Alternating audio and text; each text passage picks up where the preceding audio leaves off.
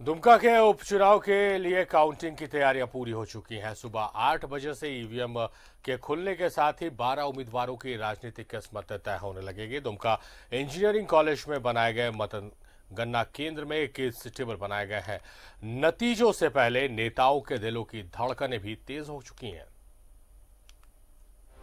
विधानसभा उपचुनाव को लेकर मतगणना के लिए 21 टेबल बनाए गए हैं। कोरोना संक्रमण को देखते हुए चुनाव आयोग के गाइडलाइन के अनुसार 3 हॉल में 7 टेबल करके 3 हॉल बनाए गए हैं। मतगणना की गिनती 18 राउंड में होगी।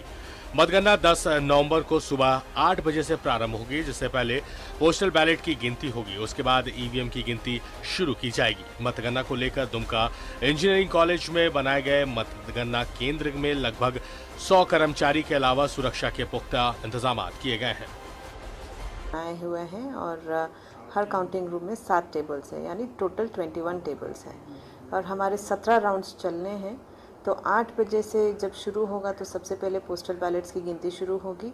उसके आधे घंटे बाद ईवीएम्स का काउंटिंग शुरू होगा।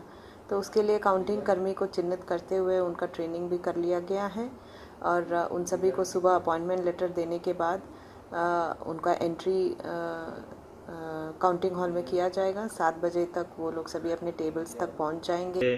जितने ईवीएम्स है वो सुरक्षित स्ट्रांग रूम में रखी गई है। उक्त स्ट्रांग रूम इंजीनियरिंग कॉलेज में अवस्थित है, जहां पर तीनों टायर का जो सुरक्षा होता है वो प्रोवाइड किया गया है। सीपीएमएफ, सीआरपी और इको के फोर्स और डीएपी भी वहाँ लगाई गई है। और चुनाव के दिन और ख़ास जो है कि प्रबंध किए जाएंगे, जिसके अंतर्गत जो है कि अलग से जो है कि फोर्स वहाँ तैनात रहेगा, मजिस्ट्रेट भी तैनात रहेंगे। दुमका विधानसभा उपचुनाव को लेकर बीजेपी के प्रत्याशी लुइस मरांडी और जेएमएम के प्रत्याशी बसंत सोरेन को जनता पर पूरा भरोसा है और जीत कर आने पर दुमका विधानसभा की जनता के किए गए वादे को पूरा करने की बात कह रहे हैं।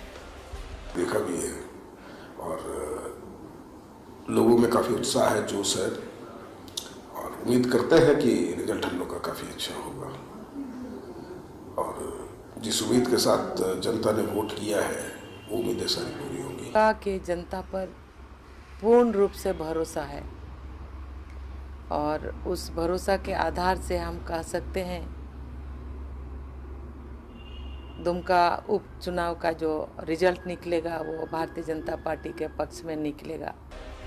बहरहाल दुमका विधानसभा उपचुनाव में 12 प्रत्याशियों का भाग्य का फैसला ईवीएम में कैद है, लेकिन सीधी टक्कर जेएमएम और बीजेपी के बीच है। जेएमएम की ओर से बसंत सोरेन और बीजेपी की ओर से लुइस मरांडी का भाग्य का फैसला कल सामने आ जाएगा। दुमका से न्यूज़ 11 भारत के लिए राकेश की रिपोर्ट।